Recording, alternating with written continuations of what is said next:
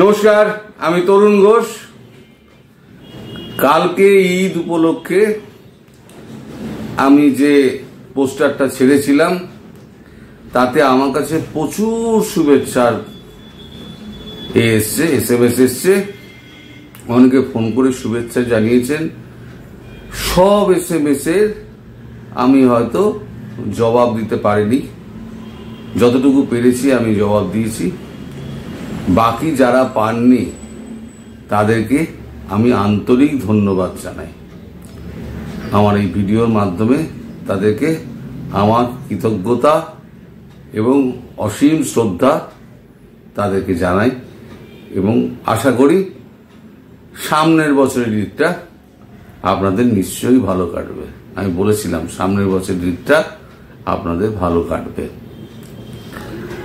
বেশ কয়েকজন আমাকে গুজব ঘোষ বলে ডাকেন। তারা বেশ রসিক মানুষ। তারা লিখেছেন, গুজব ঘোষ দাদা, আপনাকে ঈদের শুভেচ্ছা। তাদেরকে আমি অনেক ফুল পাঠিয়েছি, ভালোবাসা পাঠিয়েছি এবং আজকে আমি বলবো যে বাংলাদেশের মানুষকে যত আমি দেখছি তত অভিভূত হয়ে যাচ্ছি যে এত রসবোধ বাংলাদেশের মানুষের মধ্যে রয়েছে। এত ভালো মানুষ বাংলাদেশের মানুষ, কোনো জটিলতা নেই, একদম খোলা পাতার বইয়ের পাতার মতো মন। আমাদের ভারতবাসীর মধ্যে জটিল মন নয়, খুব ভালো মানুষ আপনারা। যত দেখছি আমি তত অভিভূত হয়ে যাচ্ছি। চাই এবার কেন বললাম যে সামনের বছর ঈদটা আপনাদের ভালো আসবে। অনেকের খারাপ হবে, কিছু লোকের তো ভালো হবে, কিছু লোকের খারাপ হলে আর সব লোকের ভালো হবে। আচ্ছা, গতকালকে ঈদ ছিল। ঈদ উপলক্ষে প্রধানমন্ত্রী নরেন্দ্র মোদী ব্যক্তিগতভাবে শেখ হাসিনাকে ফোন করেছেন। ফোন করে শুভেচ্ছা জানিয়েছেন, তার দীর্ঘায়ু কামনা করেছেন এবং ভারতের পক্ষ থেকে অজিত দোভালের হাত দিয়ে তাকে মিষ্টি এবং ফুল পাঠানো হয়। শুধু প্রধানমন্ত্রী নন, অজিত দোভাল নন, বিদেশ থেকে ফোন করেছেন ডক্টর জয়শঙ্কর, রাজনাথ সিং, অমিত শাহ,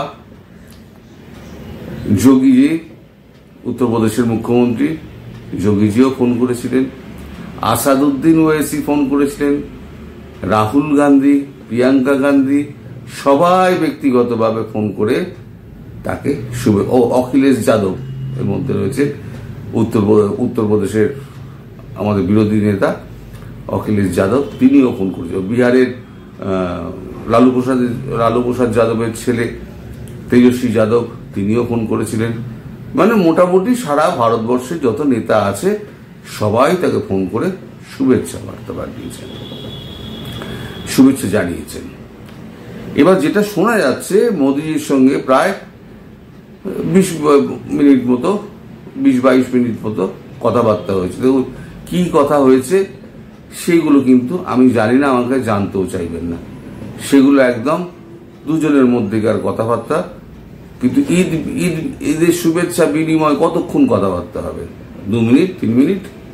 স্বাস্থ্যের খোঁজ খবর নিতে আরো 2 মিনিট ধরলাম, টোটাল 5 মিনিট। তাহলে বাকি যে 17 মিনিট কি 15 মিনিট রইল, সেই 15 মিনিট 17 মিনিটে কি কথাবার্তা হলো সেটাও একটা বড় প্রশ্ন। এখন মানে গত শনিবার থেকে দেখা যাচ্ছে কূটনৈতিক মহলে খুব দৌড়ঝাঁপ হচ্ছে। বিশেষ করে বাংলাদেশ ডেস্ক, মার্কিন ডেস্ক, ইউরোপিয়ান ডেস্কগুলো, ব্রিটেন, ইউকে, এই দেশগুলো ভীষণভাবে খুব মানে দৌড়ঝাঁপ চলছে।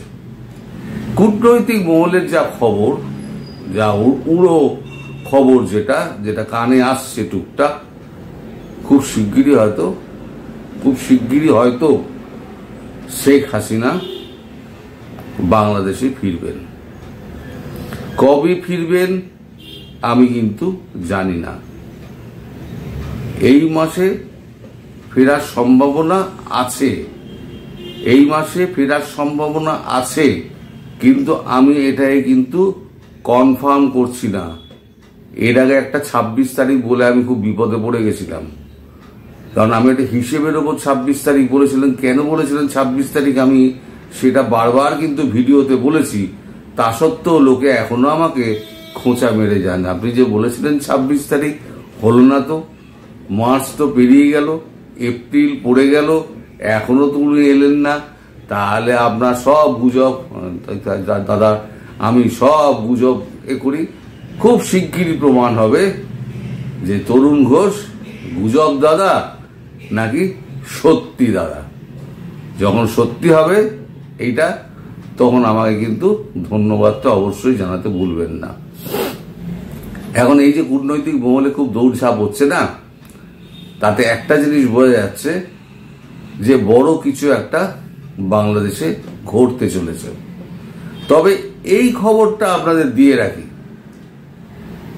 যে শেখ হাসিনা বাংলাদেশে ফিরবেন প্রধানমন্ত্রী হয়ে তিনি যে ফিরবেন দেশে, এটা কিন্তু পরিবর্তিত শেখ হাসিনা। মানে আগের শেখ হাসিনা কিন্তু ইনি নন, ইনি আরো ভয়ঙ্কর হয়ে ফিরবেন। আজ যারা এই দৌরাত্ম্য করে বেড়াচ্ছেন তাদের আমি সাবধান করে দিচ্ছি, ফাঁসির দড়ি থেকে যদি এড়াতে চান তাহলে কিন্তু এখন থেকে পালাবার ব্যবস্থাটা তৈরি করে রাখুন। কারণ নিয়তি বড় নিষ্ঠুর, জানেন তো।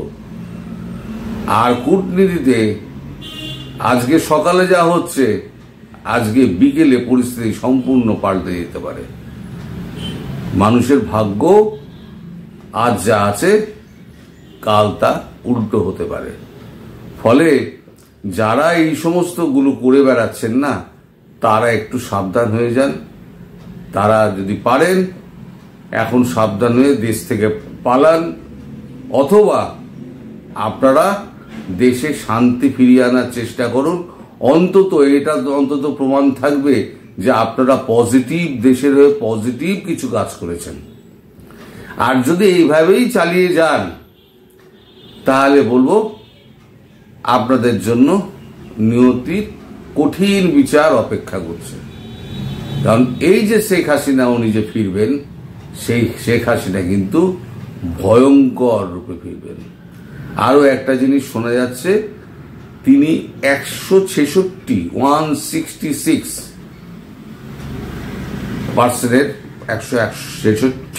জনের 166 জনের একটা তালিকা করেছেন এই চোর নেতা মন্ত্রীদের, তাদের দলে আর ঠাঁই হবে না। এটা উনি একেবারে স্থির করে নিয়েছেন। এবং এটা আমি জানি যে বেশ কিছু নেতা তাকে ফোন করে যাচ্ছেন, তিনি কিন্তু অ্যাক্সেস আছে ফোনে তার, কিন্তু তিনি উত্তর দিচ্ছেন না, ধরছেন না, SMS এর জবাবও দিচ্ছেন না। তারা কিন্তু অনেকে কিন্তু পাগল হয়ে গিয়েছেন যে শেখ হাসিনা তো ফিরবেনই, তাদের কি অবস্থা হবে। তারা যে দেশেও ফিরতে পারবেন না, বিদেশেও কোনো কাজকর্ম তাদের নেই। টাকা যে মেরেছেন সেটা কিন্তু তাদের ওই অ্যাকাউন্ট থেকে সমস্ত ব্লক হয়ে যাবে, ভবিষ্যতে কিন্তু বিক্রি হয়ে যাবেন। যা আপনারা কামিয়েছেন সব আপনাদের একেবারে নষ্ট হয়ে যাবে, জীবন আপনাদের বরবাদ হয়ে গেল, এটুকু জানতে পারবেন, খুব শিগগিরই জানতে পারবেন। আর আমি বলেছি এবছর ঈদ আপনাদের খারাপ কাটলো, সামনের বছর ঈদ আপনাদের অবশ্যই ভালো যাবে। কিন্তু আমি এখনো পর্যন্ত ডেট জানি না, মাস জানি না কবে উনি ফিরবেন, কিন্তু উনি ফিরবেন নিশ্চিতভাবে। আর একটা জিনিস কনফার্ম করি, এখন উনি দিল্লিতে আছেন, এখন উনি অন্য কোথাও নেই, দিল্লিতে আছেন। এখান থেকেই তিনি ফিরবেন। যেদিন ফিরবেন আপনারা জানতেও পারবেন না, হঠাৎ একদিন দেখবেন তিনি ফুস করে ভেসে উঠেছেন। আমিও জানতে পারবো না, তার মানে এই নয় যে আমি জানবো, আমিও জানতে পারবো না, যে আমি আপনাদের আগাম খবর দিয়ে দেবো, আমিও জানতে পারবো না। তিনি গোপনে দেশে ঢুকবেন এবং ঠিক সময় ভুস করে ভেসে উঠবেন এবং তার কাজকর্ম আবার শুরু হয়ে যাবে। আপনারা সবাই ভালো থাকবেন, সুস্থ থাকবেন, সাবধানে থাকবেন এবং ভালো দিনের জন্য অপেক্ষা করুন। এই গুজব ঘোষ একদিন সত্যি প্রমাণ করে দেবে যে হ্যাঁ, আমি 5 আগস্টের পর থেকে যা বলে আসছি সেটা সত্যি প্রমাণ করে দিয়ে তারপরে আমি আমার ভিডিও দরকার হলে চালাবো নাকি চালাবো না তখন সিদ্ধান্ত নেব। সবাই ভালো থাকবেন, ধন্যবাদ।